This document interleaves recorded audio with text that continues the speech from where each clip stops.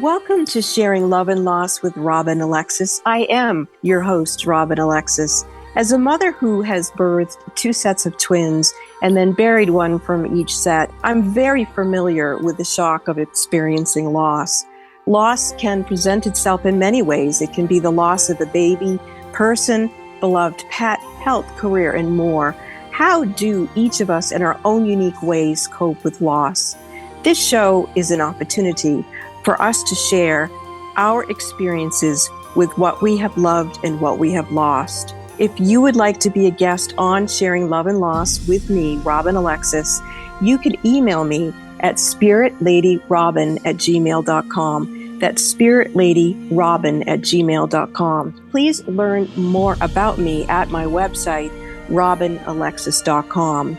This show is brought to you by Freedom with Joy, and you will learn more about the launch of Freedom with Joy as you listen to each show. Today's guest is Parvati Marcus. She's going to share the story of loving and losing a guru. Stay tuned for more on Sharing Love and Loss with me, your host, Robin Alexis.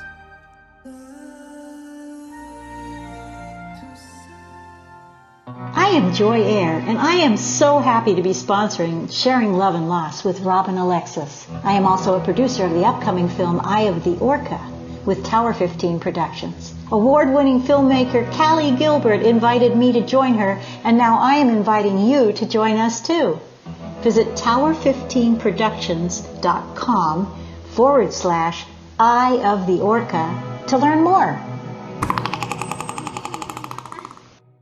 Join Mystic Radio for past lives, people, and pets every Wednesday at 12 noon on KKNW 1150 AM. Every Wednesday, you can call into Mystic Radio for a past life reading or a spiritual healing for you and your pets. Robin Alexis is an exceptionally talented intuitive who's identified hundreds of people's past lives. Nels Rasmussen is a renowned spiritual energy balancer who is adept at remote healing for you and your pets. Join us Wednesdays at 12 noon for Mystic Radio on KKNW 1150 AM.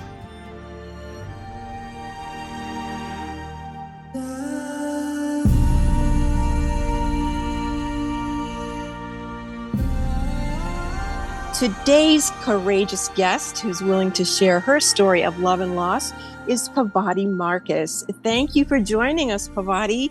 Oh, I'm delighted to be here. So what is it that you're willing to share that you've loved and lost?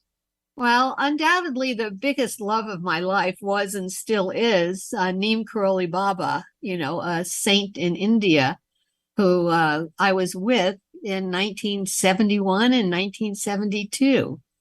He left his body in 1973, and that was a tremendous loss. Well, let's back this up a little bit. For people who are listening, when you say that you met a saint, how does that happen? I mean, some people are like, what? She met a saint? How did that happen? Well, you want the whole story? Yeah, let's talk about it. How did it happen? Well, back in 1969, for those of you who remember the 60s, at one point I was staying up at a farm with a bunch of hippies. And after dinner one night, somebody put a little orange pill on each of our plates. And, and I took some orange sunshine, LSD, and had this extraordinary experience of oneness. I mean, I had been reading Tim Leary's book on cosmic consciousness. It was the first time I'd ever heard those words, and it was what I really realized I wanted. And in this experience, I actually had that experience of oneness. And as I came back down from the trip, somebody handed me the Tibetan Book of the Dead, and I was just amazed over the next few days to read it and realize this is what I had experienced on the LSD. Well, 3 weeks later, I was at a party with my cousin, and a guy I met said, "Hey, you want to go meet a saint?" Now, 3 weeks before, I would have said, absolutely not. They don't exist. Don't be ridiculous.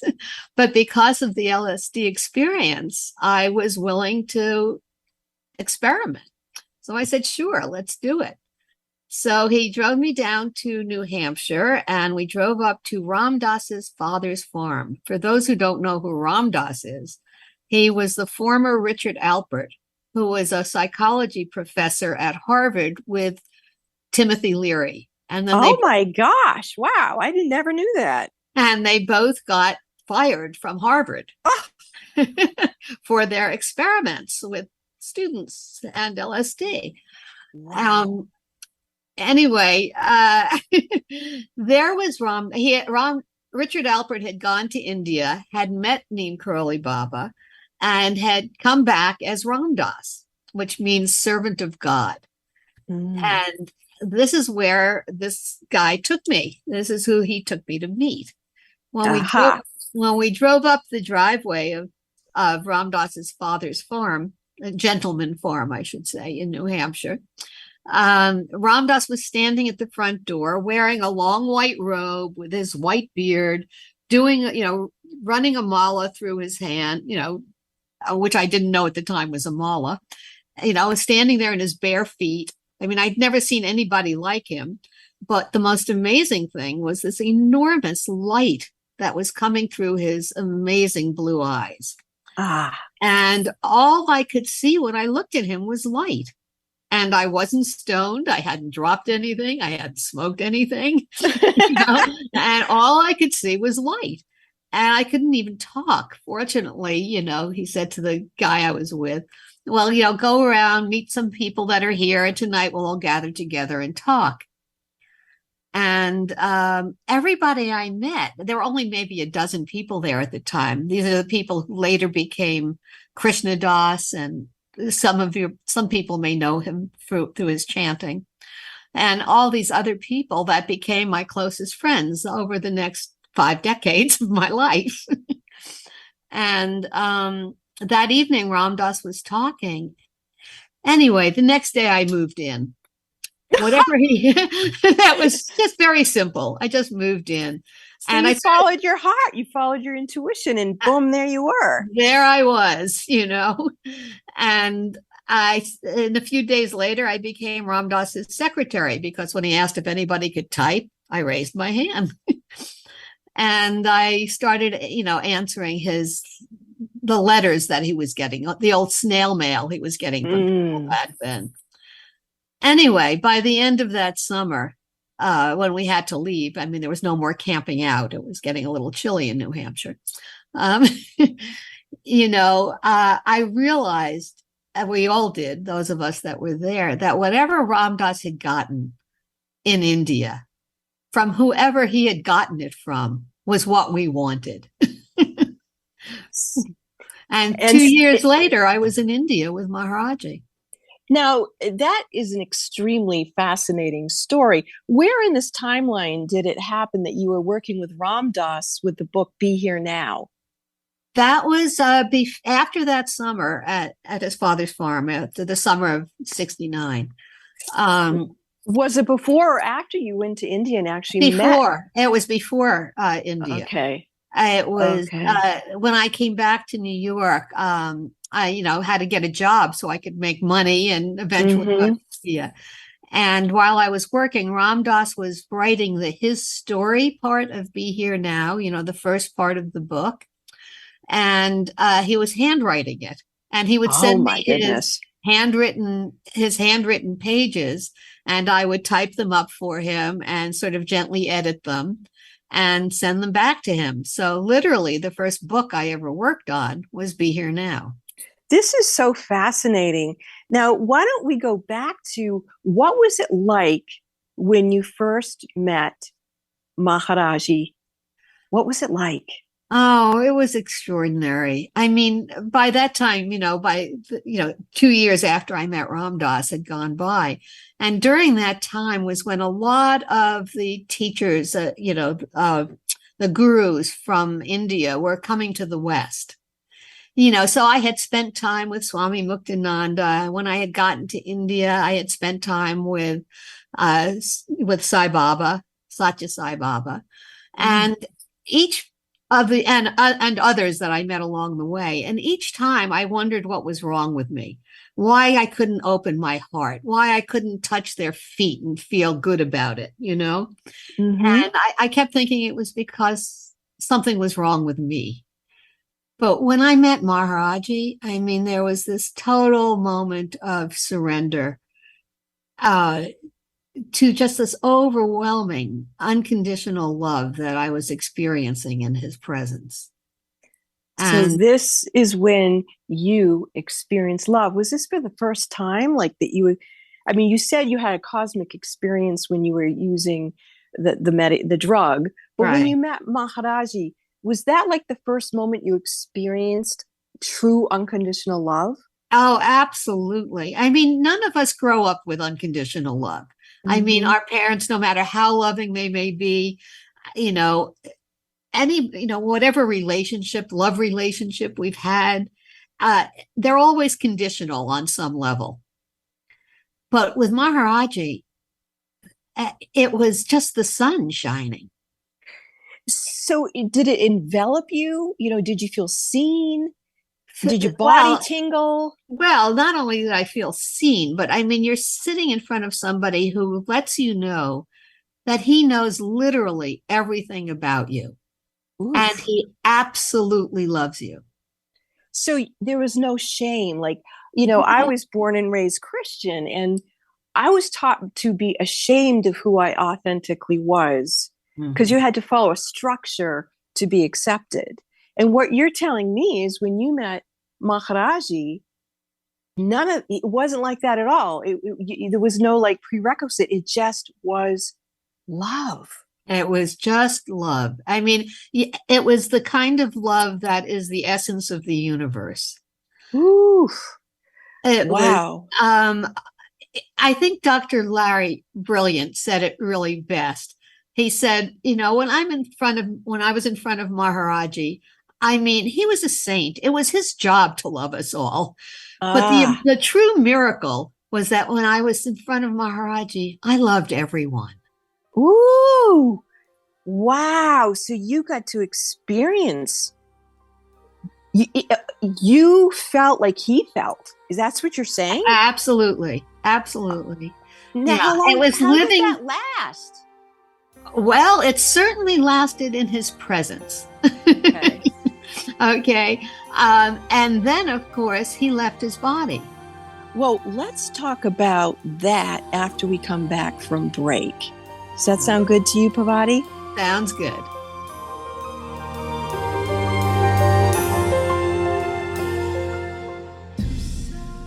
I am Joy Air, and I am so happy to be sponsoring Sharing Love and Loss with Robin Alexis. I am also a producer of the upcoming film Eye of the Orca with Tower 15 Productions. Award-winning filmmaker Callie Gilbert invited me to join her, and now I am inviting you to join us too.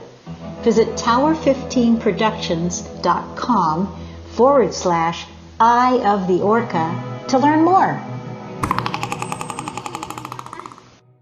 Join Mystic Radio for past lives, people, and pets every Wednesday at 12 noon on KKNW 1150 AM.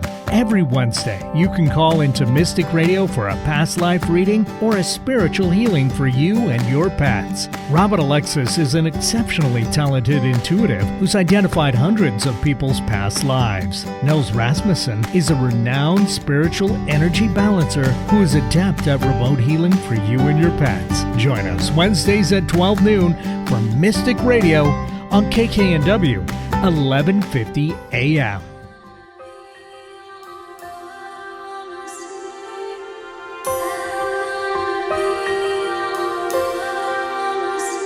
Welcome back. I hope you enjoyed the information from our sponsors. We're very grateful to have them.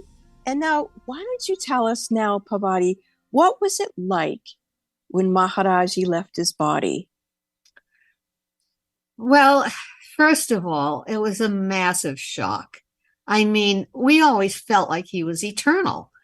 I mean, his presence was eternal. I mean, there was just no question about it. The fact that he was in a physical body that would one day expire just never occurred to us. And what happened is we were living in the eastern townships of Canada at that point, and got a phone call from. I picked up the phone when it rang, and it was Ram Dass, telling us that Maharaji had just left his body. And it was such a shock that nobody knew what to do. 27 of us suddenly descended on Ram Dass's place in New Hampshire because we were just all in a state of like, what do we do now? So literally, because you had met this saint guru presence, none of you ever dreamed he would actually drop his physical body. Is that what you're saying? There was one moment when I was in India with him where we had been singing, chanting in a room to Maharaji, and he had gotten up and left the room. And for some reason, I suddenly had the feeling that, oh my God, he's going to leave us one day. And I ran out of the room crying right to his feet. And he was sitting with some other people. And he sort of just shoved me away in the care of some woman and said, go take care of her, And the thought never occurred to me again. Wow. It was one moment where I had that thought, couldn't deal with it, and he somehow vanished it from my mind. Okay. So I had to go to India to see that the tucket, the platform that he sat on, was empty. Because you just couldn't believe it. Just could not accept it. And what was the actual day that he dropped his body? Well, 911. Well, Pavati, that's very, very interesting. And I feel like I could start crying right now. Pavati was working with me when I met her when I still lived in Beverly Hills. And she was the book editor for the first edition of a book that I was writing based on a download of information I had that was me clairvoyantly seeing what was going to happen on September 11th in 2001 in our country. And when I started working with Pavati as the book editor, I kept seeing this guy sitting in my third eye with a blanket around him. And I was so freaked out and thought there was something wrong with me. And this went on for weeks. And finally, I confessed to Pavati when she was helping me with the book. And I said, oh my goodness, I'm having this really strange experience. And I described to her what I was seeing. And she whips out of her wallet a picture of a man. And she goes, is this who you're seeing? And I'm like, yes. And she goes, that's Maharaji. That's Neem Karoli Baba. And I realized that he was there to comfort me, because it's so traumatic when you have visions of terrorist activity, be they international or national. And I know many people have had them. It's not just me. It's terrifying. And so here I was writing this book about it, and now I'm meeting Maharaji, and now Pavati's on the show with me, sharing love and loss, talking about something I never knew, that Maharaji had dropped his body on that date years before. So I just want to put that out there, that I'm also having a personal experience with Maharaji. And so anyone listening to the show right now, you may start having experiences with Maharaji. Is that correct? Pavati, why don't you tell people about the book you wrote about this? I was just going to say, if you really want to hear about some of the experiences that people are having with him since he left his body, I wrote a book called Whisper in the Heart. And that's what they're hearing. They're hearing him whisper in their heart. Sometimes he actually shows up at their doorstep, but there's over 150 stories from different people of the different ways in which he is still making his presence available to us, still making that extraordinary unconditional love available to us. Whether it's through dreams and visions, or through chanting, through, all these different routes that are possible for connecting into your heart. And I was really glad that you just said that, because people could be listening to the show and the connection with the heart will happen. Or, like, why don't you tell people about the kirtans that people can go to and connect in with Maharaji and the heart? Well, Maharaji's whole path was bhakti yoga. Bhakti is devotional yoga. It's the way of coming to God, of merging with the oneness through the process of opening your heart. It's not like an intellectual type of process. There's no rules. There's no written instructions. It's really just opening your heart. And one great way to do that is through singing and through chanting the names of God. And we have some wonderful kirtanwalas, as they're called, the people who lead these kirtans or chants, like Krishna Das or Jayutal, Nina Rao. There's a whole list of them. And actually, in Whispers in the Heart, I actually list some of them so people can go to those sites and start hearing some of the music and connecting in through that way. So, Pavati, is there any particular story that you'd like to share that's in your book about? Let me just jump in. What I'm hearing when I read the book is that people are actually seeing him. Mm-hmm. And then they're like so freaked out that they see him. They're like, oh, I didn't really see him. And then in the future, they'll see him again and he'll say, why didn't you say hello to me at such and such a date? You know, you saw me. I see him clairvoyantly. These people are actually seeing him. Well, some of the stories are quite extraordinary. I mean, there's one and they're from around the world too. I mean, there was this woman in France who went through a really bad time in her life and was suicidal, but she took some pills and then woke up. And when she did, she realized her front door was somewhat ajar, and she remembered closing it. So she went over to the door, opened it, and there was this, quote, tramp lying on her doorstep, wrapped in a blanket. And he looked at her and he said, go sing. Oh, my goodness.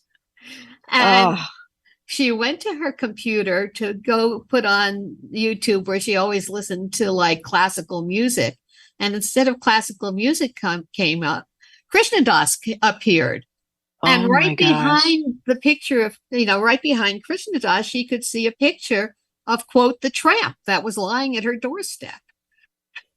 And boy,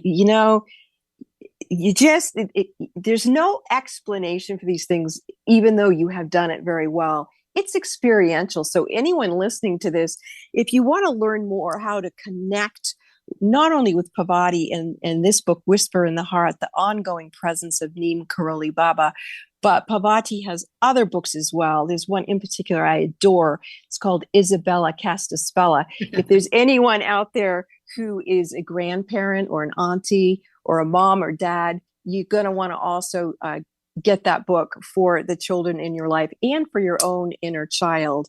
So, Pavati, what else would you like to share with us so that people can follow this path with you?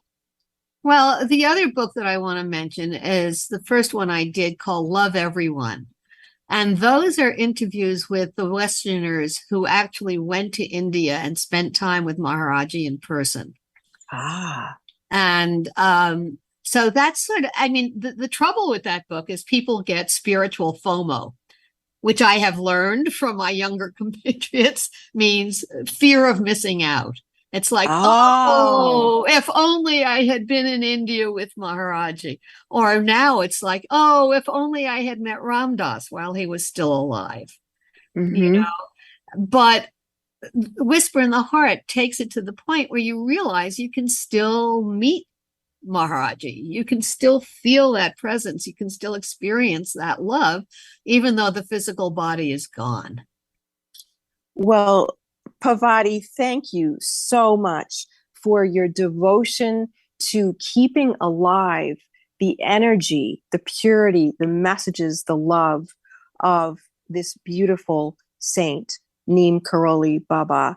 You just said at the beginning of the show, over 50 years, you've been serving, bringing this through with clarity and love and sharing it with all of us very, very grateful that you took the time to be with us on Sharing Love and Loss. And anyone who wants this book, where is Whisper in the Heart and your other books available, Pavati? Well, of course, they're all available on Amazon, and Love Everyone and Whisper in the Heart are also available at ramdas.org. Yeah, at any bookstore. All right. Well, Whisper in the Heart actually doesn't come out officially until the 30th of this month. Well, that reminds me, my book, Raising Humanity, Why We All Must Remember, that again goes back to Maharaji showing up in my third eye. That book is going to be available September 11th, 2022. So we have books and energy and lots of love. Thank you so much for being a guest today, Pavati. It's my pleasure. Ram Ram. Ram Ram. This is Robin Alexis, and I am very, very excited to share with you my new book, Raising Humanity, Why We All Must Remember. It's a book about choosing love. There's 21 inspiring stories by different authors, including myself. The book can be found at Amazon.com. That's Raising Humanity, Why We All Must Remember. The previous program, Sharing Love and Loss with Robin Alexis, was brought to you by Freedom with Joy. Please subscribe to Sharing Love and Loss with Robin Alexis wherever you listen to your favorite podcasts.